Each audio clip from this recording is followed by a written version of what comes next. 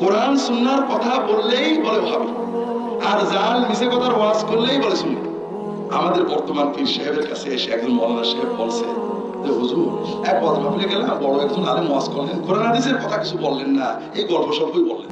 তা আমাদের পীর সাহেব বলছে যে মৌলানা সাহেব বলেন কি, কোরআন হাদিসের ওয়াজ তো ওয়াহাবিরা করবে, কোরআন হাদিসের ওয়াজ কারা করে?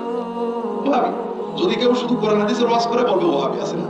এই জন্য হুজুর বলছে যে কোরআন হাদিসের ওয়াজ যারা করে তারা তো ওয়াহাবি। আল্লাহর কোরআন ওয়াহাবিরা নিয়ে গেছে, নবীর হাদিস ওয়াহাবিরা নিয়ে গেছে। এই জন্য আমরা আমাদের কিতাব বানাই নিয়েছি, গল্পের কিতাব তাজকিরাতুল আউলিয়া। ওয়াহাবিরা আমাদের কেবলাটা দখল করে নিয়েছে। এই জন্য আমরা এখন ঘরে ঘরে কেবলা কাবা বানাই নিয়েছি, আছে না? কথা বুঝেছেন তো? ঘরে ঘরে কেবলা কাবা নেই, বিশ্বের কেবলা কাবা এখন। যেহেতু আমাদের আসল কাবাটা নিয়ে এনেছে ওয়াহাবিরা, আমরা ঘরে ঘরে কেবলা কাবা বানাই নিয়েছি। আমাদের কোরআন সুন্নাহ ওয়াহাবিরা নিয়েছে, আমরা তাজকিরাতুল আউলিয়া দিয়ে আমাদের কোরআন সুন্নাহ বানাই নিয়েছি। আমাদের ওয়াজ শুধু আউলিয়াদের নিয়ে, নবীর নিয়েও না, সাহাবীদের নিয়েও না। কথা বুঝতে পেরেছেন? তারপরে বিশ্ব বলছে মুশকিল হলো আমাদের রাসূলুল্লাহ সাল্লাল্লাহু আলাইহি ওয়াসাল্লামকেও ওয়াহাবিরা নিয়ে এনেছে। এখন আমাদের একটা নতুন রাসূল বানিয়ে দিতে পারলে, কথা বুঝেন না? কোরআন সুন্নাহর কথা বললেই বলে ওয়াহাবি, আর জাল মিছে কথার ওয়াজ করলেই বলে সুন্নি। কারণ কি? আপনি যদি জেনে যান আল্লাহর ওলি হওয়া সহজ, আমার কাছে আশা লাগবে না, তাহলে আমাদের লাভ না লস? আমাদের কি? এই জন্য আমরা এমন গল্প বলি যেন আপনারা বোঝেন আল্লাহর ওলি হওয়া সহজ না। কাজে ওলি যারা আছে তাদের কাছে যে দোয়া খেয়ে নিতে হবে। কেমন গল্প? ইব্রাহিম আদহামের গল্প শোনেননি? ওয়াইস কারনীর গল্প শোনেননি?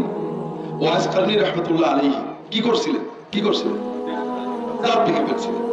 রাসূলুল্লাহ সাল্লাল্লাহু আলাইহি ওয়াসাল্লামের দাঁত ওদের যুদ্ধে শহীদ হয়েছে খবর পেয়ে উনি নিজের দাঁতগুলো, গল্প শুনেননি আপনারা?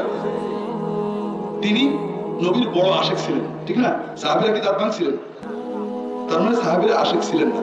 ওয়াজ কারণী সাহাবীদের চেয়েও বড় আশিক ছিলেন, ঠিক না? ভালো করে বোঝেন। সাহাবীরা চোখ দিয়ে দেখলেন, দাঁত ভেঙে গেল নবীজির, কেউ ভাঙলেন না। আর ওয়াজ কারণী চোখে দেখেননি, শুধু কানে শুনেছেন, তাই ভেঙে ফেললেন। তিনি বড় আশিক না?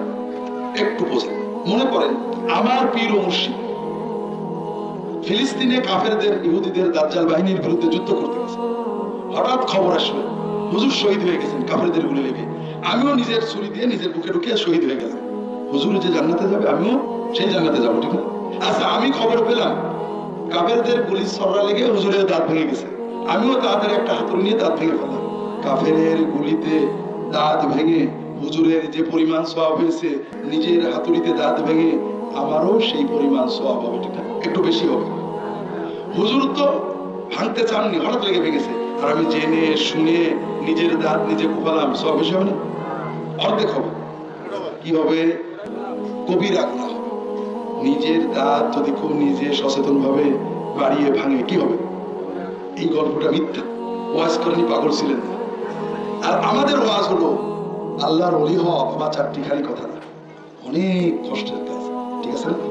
এই যে আল্লাহর ওলি হওয়া চারটিখানি কথা নয়, এইটা প্রমাণ করার জন্য আমরা অনেক গল্প বলি, কোরআন হাদিসের গল্প।